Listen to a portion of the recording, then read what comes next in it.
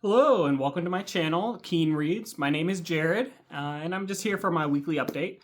I got a couple of things today. So I have a book haul that I'm going to do, some book reviews, as well as what I'm currently reading. So we're going to start with what I recently finished in the last week. First book I finished is Aldous Huxley's Brave New World. I feel like I'm not going to say anything groundbreaking about this book. I'm sure most of you have read it or at least know what it's about. It's a dystopian novel, often held counterpoint to 1984 by George Orwell. A little bit different of a dystopian novel than that, though, in that essentially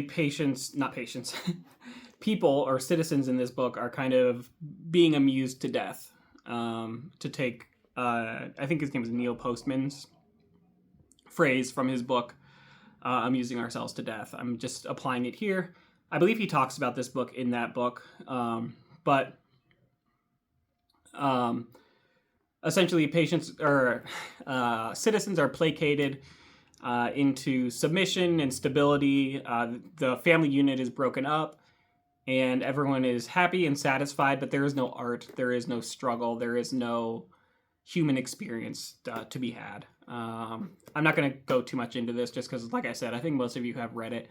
I enjoyed it enough. I think I gave it 3 or 4 stars, which most books I read get 3 or 4 stars, because most of the books, if I rate it like 1 or 2 stars, usually it means that I kind of regret reading it, or like I wouldn't recommend it. 3 or 4 means that it was good, I enjoyed it, and I would recommend reading it, and I don't regret reading it. But there's not a lot of difference between 3 and 4 in my ratings. 5 being kind of its own thing. Another short novella I read is called A Little Lumpen Novelita, and that is by Roberto Bolaño. Again, I really like these Picador editions. This is probably the 4th or the 5th that I have of these, and this was honestly not really even a novella. It's probably a short story. I think it was 110 pages, but each chapter heading has its own page, front and back. So that's probably 20 pages there that are not being used. So I would say it's probably like an 80-page short story, pretty big font. I read it in one sitting, probably about an hour and a half. And I really enjoyed it, actually. I just loved Bolaño's writing. This one, it really felt like the plot was just a mechanism for him to kind of explore some literary techniques and his own writing. Definitely, it's always hard to guess where he's going, especially in his shorter works. But I enjoyed it. I liked it enough, and it's not where I would start with Bolaño. I would say only read this if you really like his other works. If you want to know where to get into Bolaño, watch my video on it. So those are the 2 books that I finished in the last week. Haven't had a lot of time to read this weekend. I have some guests staying over, which is also why I'm in this new spot. I didn't mention that yet. But I have some guests visiting for my birthday, actually, and I was able to get some gift cards to a local bookstore. So we're going to go into my book haul next. Pretty excited about what I got. So we'll dive into that. First of all, I have The Three Musketeers by Alexandre Dumas in a Penguin edition.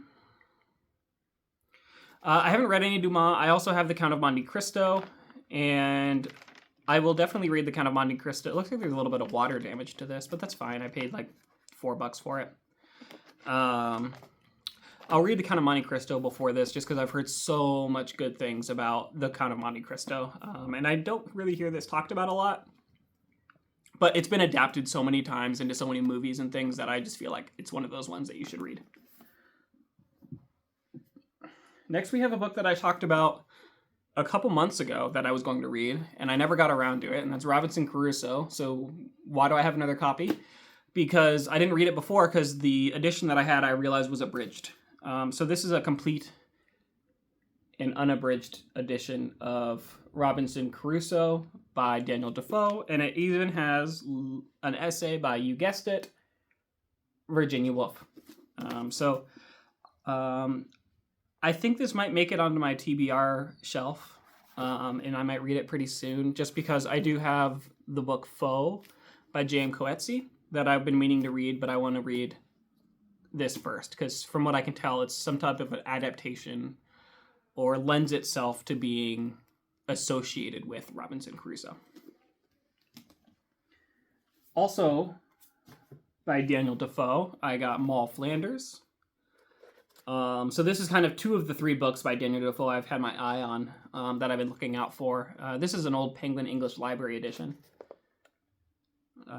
with an orange spine. Other one being a journey, or not a journey, a journal of a plague year or something along those lines. I have a play. Actually, I have a couple plays.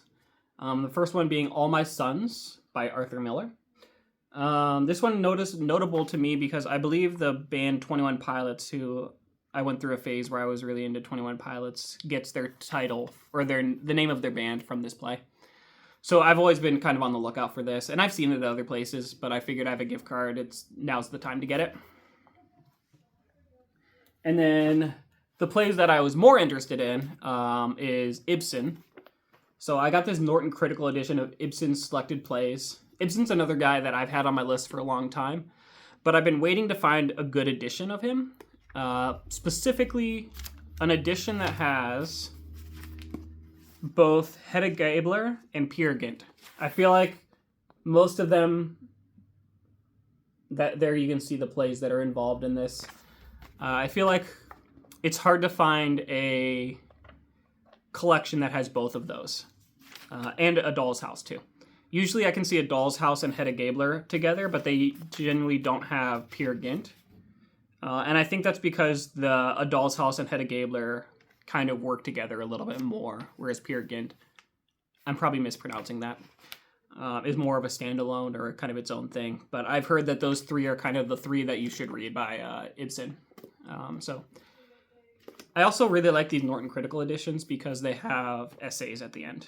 So here's an essay by Henry James and a bunch of people I've never heard of. Hugh Kenner I've heard of, George Steiner I've heard of.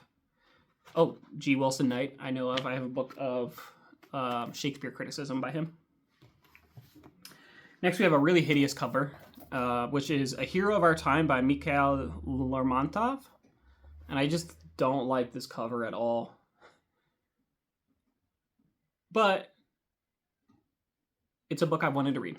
So I picked it up. Again, as long as it's a good reading edition, I don't care too much about the covers. So this is a Russian classic that probably a lesser known Russian classic, but definitely not like I'm discovering anything here. It's very common, very popular, just not as popular as Tolstoy or Dostoevsky. We have a Stendhal book, so I've never read Stendhal, but I have The Red and the Black, and then from what I can tell, the other kind of big Stendhal novel is The Charterhouse of Parma. So I have this edition. I've never seen these editions. This is a Barnes & Noble edition, but it feels kind of almost like a scholarly edition. It's got some heft to it, and has some endnotes, but no essays or anything like that. It does have an introduction. So Charterhouse of Parma. Some Anthony Trollope. I've never read any Trollope, but I've always wanted to get into him just because he's one of those big Victorian novelists, kind of like with Dickens. So I have The Warden in this modern library edition, and then Barchester Towers, which I believe is the sequel to The Warden, and I think there's like 6 novels in the Barchester series, again by Anthony Trollope, and I love these older Penguin editions.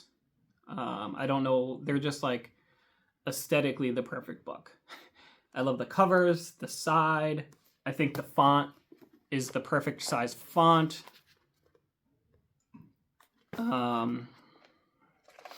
They're floppy but still sturdy. I don't know. If I ever see a book that's in this edition of Penguin, I almost always pick it up. I got Karlov Knausgaard, My Struggle, Book 3. So I have the first 2. I've read the first one. Haven't read the second one yet, but I picked up the third one.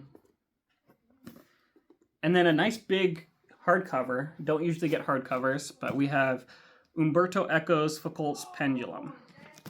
If you hear anything in the background, my wife is watching the WNBA. So I think someone just made a really good play. So you might have heard that. But this is Foucault's Pendulum by Umberto Eco. I've never read any Eco. I have the Name of the Rose, and then I also have a collection of his essays on literature. But he's someone that I've had on my list that I've kind of been intimidated by. I don't know where to start with him. Again, I've told you the three books that I have. If you've read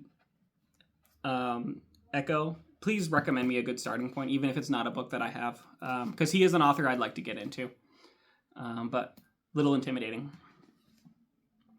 And then just to wrap up this video, I have what I'm currently reading.